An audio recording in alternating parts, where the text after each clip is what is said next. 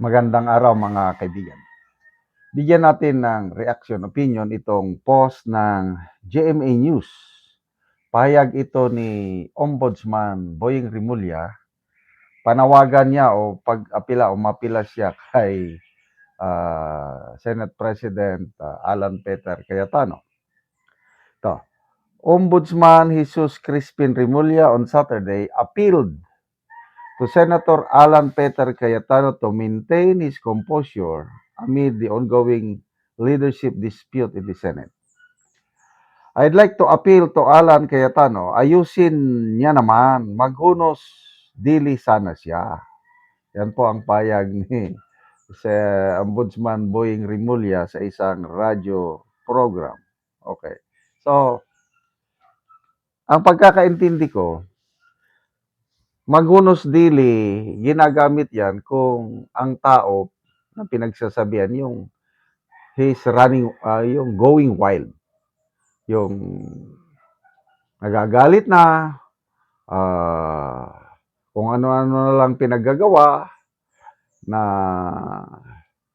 delikado na ang kalagayan dahil hindi niya na makontrol ang sarili.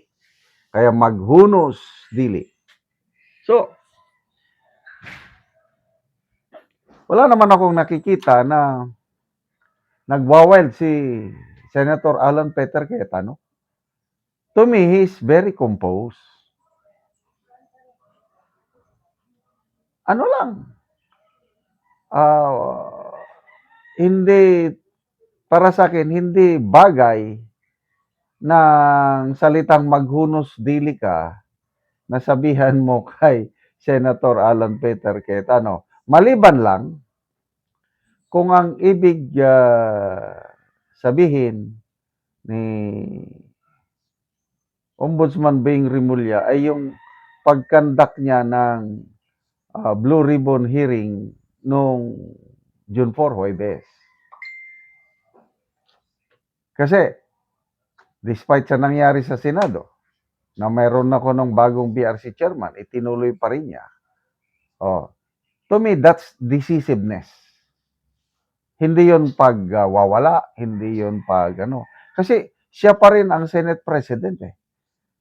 At sinasabi niya, illegal yung ginawang reorganization noong June 3. So dahil illegal, ang BRC, bagong leadership ng BRC na kay Erwin Tulfo is illegal din. Kaya tinuloy pa rin niya kasi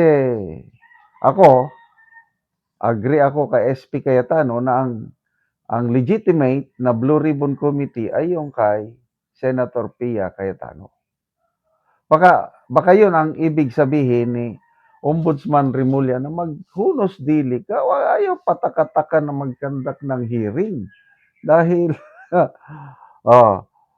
yung tunay na, para sa akin mapagsabihan ng maghunos dili ka, ay yung isang senador na sobrang tapang, na sinasabi niya na kahit senador ka pa dyan, kahit dati kang Speaker of the House, pag magkandak-kandak ka pa ng faking hearing, ipapa-aresto kita, kukwilyuhin.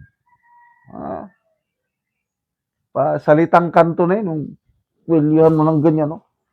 O ay, dito palang kwilyuhan, no?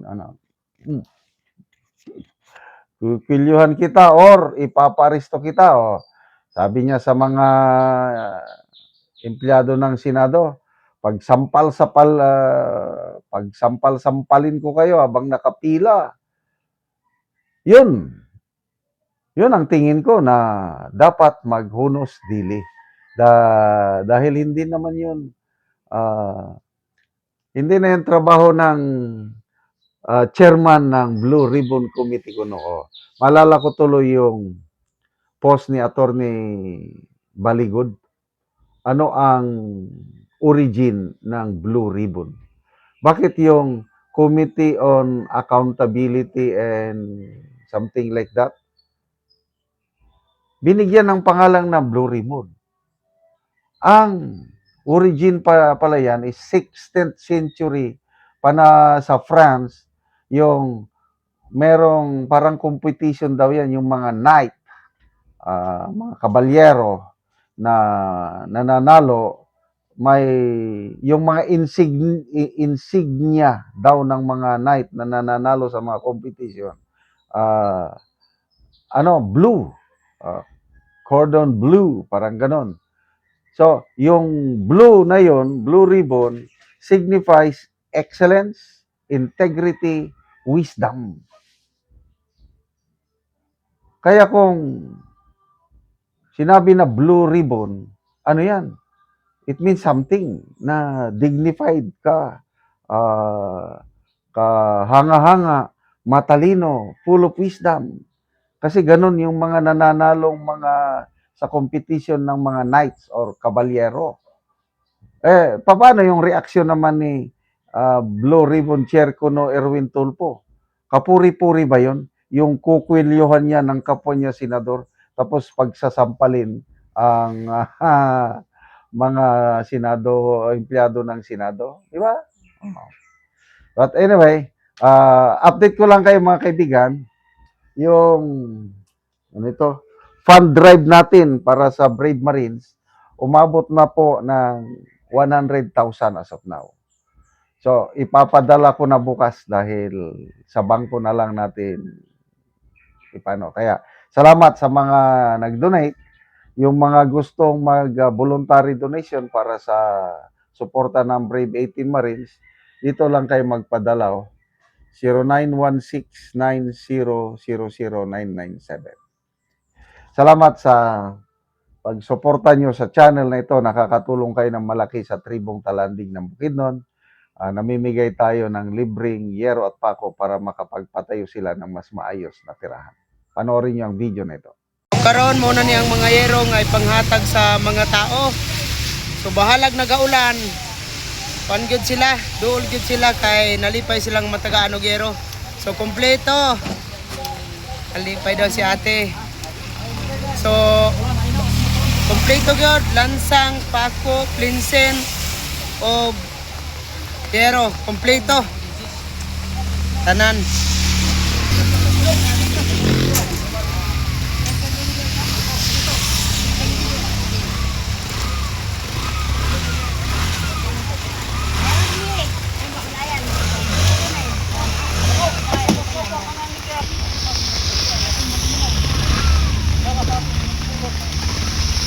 So nani sila ang matagaan.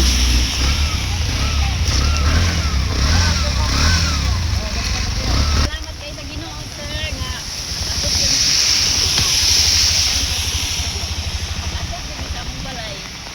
Salamat daw gid sa Ginoo si ate nga naabot na gid ang yero. Di pa gid mi kayo bisag ulan kadako. Nani mi dito sa highway. Oo. Tanaw gid namo ang kuan. Yatag nga yero. Sige. So ang uban naalang sila sa ilang balay, so magkuha lang sila karon kay ulan man nga kusog karon. So wala gid tanan nakaani tungod sa ulan.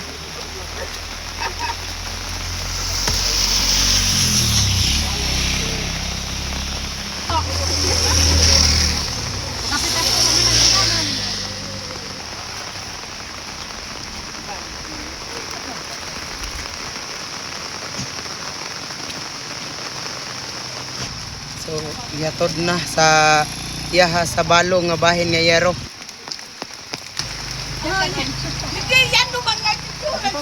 Ug karon mo na ni ang balay ni nanay sa usa ka balo. Oo, kaginuda man gid kando na no. Ato man hano ato nos tulo. Oh, ang iyang balay karon gaulan man, so inaani na gyud ang tulo. Oo, yan ani yan naman ina gayo. So mo na ni ang iyang higdaanan. Oo. So nagatulo gyud ang tubig Ato man ano. tungod sa ulan. So naa na gyud sa iyang higdaanan.